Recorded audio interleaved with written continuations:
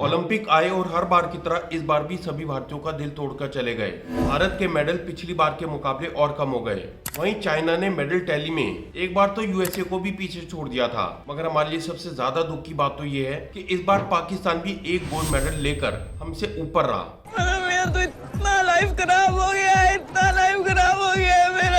India की ranking 71 रही। इस बार भारत से 117 एथलीट्स ने पार्टिसिपेट किया। वहीं अमेरिका से 592, फ्रांस से 572 और ऑस्ट्रेलिया से 461 एथलीट्स ने पार्टिसिपेट किया। अगर हम इन सभी देशों की पॉपुलेशन को जोड़ भी दें तो भी भारत से कम है। इस बार भारत ने 1 सिल्वर और 5 ब्रॉन्ज मेडल जीते। वहीं अमेरिका 38 गोल्ड और 42 सिल्वर लेकर आया। तो आखिर हर 4 साल में भारत की ओलंपिक्स में ऐसी दुर्दशा क्यों होती है और कुछ बदलता क्यों नहीं है? चलिए इसके हर पहलू को बारीकी से जानते हैं आज के इस वीडियो में। ये वीडियो बहुत ही इंटरेस्टिंग होने वाला है, इसीलिए इसको एंड तक देखना। और अगर अभी तक चैनल को सब्सक्राइब ना किया हो तो कर लेना। सबसे पहला कारण है फंडिंग।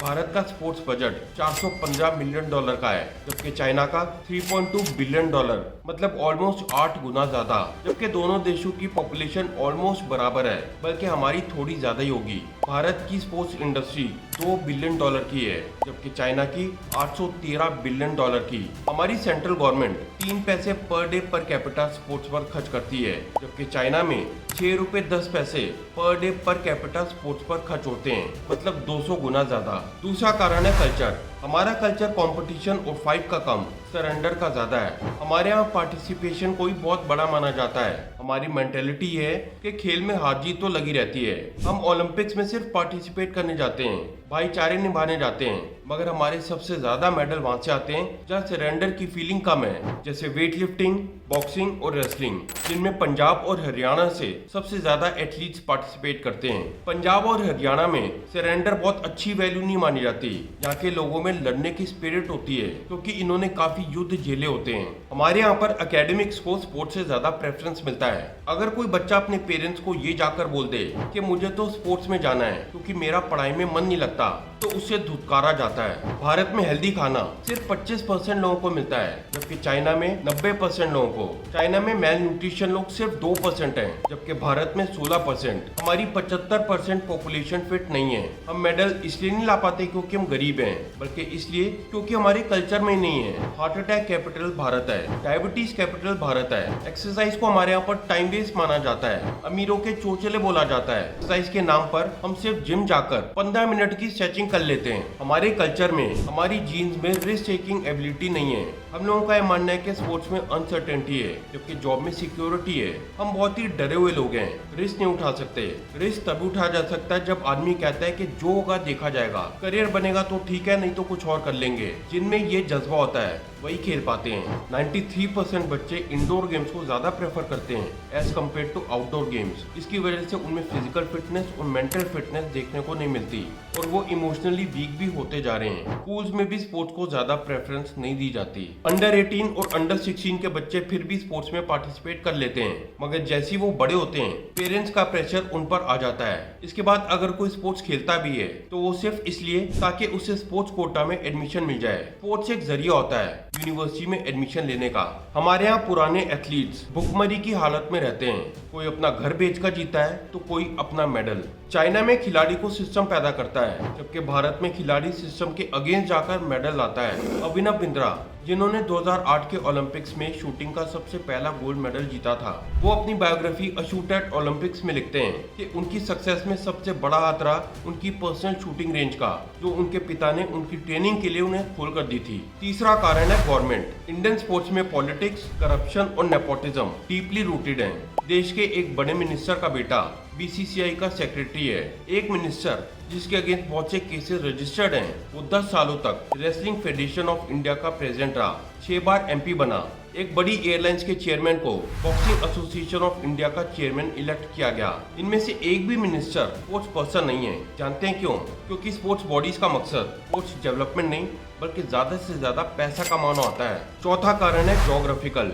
ऐसे बहुत से देश हैं जिनका स्पोर्ट्स बजट और पॉपुलेशन इंडिया से बहुत कम है, मगर फिर भी वो इंडिया से ज्यादा मेडल जीत कर लाते हैं। दरअसल वो अपनी डेमोग्राफी के हिसाब से अपनी बायोलॉजिकल एडवांटेज जानते हैं और ऐसी एथलीट्स को प्रिपेयर किया जाता है। जैसे युगांडा और कीनिया जैसे अफ्रीकन देशों में सबसे ज्यादा मेडल लॉन्ग डिस्टेंस रनिंग से आते हैं। चाइनीज वेट लिफ्टर्स की शॉर्ट हाइट की वजह से उनकी लिफ्टिंग कैपेबिलिटी दूसरों से बेटर होती है। रशिया के माउंटेन से आने वाले रेसलर्स अपनी जेनेटिक्स और बायोलॉजी की वजह से पूरी दुनिया में बेस्ट माने जाते हैं। मैक्सिमम मेडल्स टेम्परेट कंट्रीज जीतती हैं, जैसे अमेरिका, यूके और ऑस्ट्रेलिया। ट्रॉपिकल कंट्रीज ना के बराबर मेडल जीतती हैं। भारत एक ट्रॉपिकल कंट्री है, यहाँ पर आउटडोर स्पोर्ट्स का कल्चर डेवलप नहीं हो पाया। Track and field, gymnastics, weight lifting और स्विमिंग जैसे स्पोर्ट्स के लिए एक्सट्रीम लेवल ऑफ फिटनेस की जरूरत होती है और ये चीजें ट्रॉपिकल एरियाज में जेनेटिकली प्रेजेंट नहीं है। ये चीज कुछ साल पहले हमें इंडियन क्रिकेट टीम में भी देखने को मिली थी और पाकिस्तान तो आज भी इसमें स्ट्रगल कर रहा है। पांचवा कारण है क्रिकेट। ओलंपिक्स में मेडल ना जीत पाने का सबसे बड़ा कारण है क्रिकेट। हमारी 2 बिलियन की स्पोर्ट्स इंडस्ट्री में 87% तो सिर्फ क्रिकेट को समर्पित हैं। क्रिकेट ने बाकी सभी स्पोर्ट्स को बर्बाद कर दिया। चाइना के पास एडवांटेज है कि उसके पास क्रिकेट नहीं है। क्रिकेट को ओलंपिक्स में इंक्लूड नहीं किया जाता क्योंकि वो इसे स्पोर्ट्स मानते ही नहीं है। उनके हिसाब से तो इसमें 11 खिलाड़ी होते हैं, जिनमें से एक गेंद फेंकता है, एक बल्ला पकड़ता है और बाकी लोग जेब में हाथ डालकर खड़े रहते हैं। तो ये तो रिस्पेक्ट है अपने क्रिकेट की ओलंपिक्स में। छठा कारण है एटीट्यूड टुवर्ड्स वुमेन। जब ओलंपिक्स शुरू हुए थे तो वुमेन पार्टिसिपेशन सिर्फ 2% था। आज से 20-25 साल पहले ये बढ़कर 20% हुआ, मगर इस बार तो 50% था। जिन देशों में महिलाओं को खेलने के लिए एंकरेज नहीं किया जा रहा, उन देशों का खेलों में कोई भविष्य नहीं है। पिछले 5 ओलंपिक से अमेरिका के 55 से 60% मेडल्स महिलाएं ला रही हैं। अमेरिका अगर 10 मेडल जीतता है तो उनमें से 6 महिलाओं के होते हैं। सिमोन बाइल्स अमेरिका की एक नॉन वाइट जिम्नास्टिक प्लेयर हैं, जिन्होंने इस बार 3 गोल्ड और 1 सिल्वर मेडल जीता।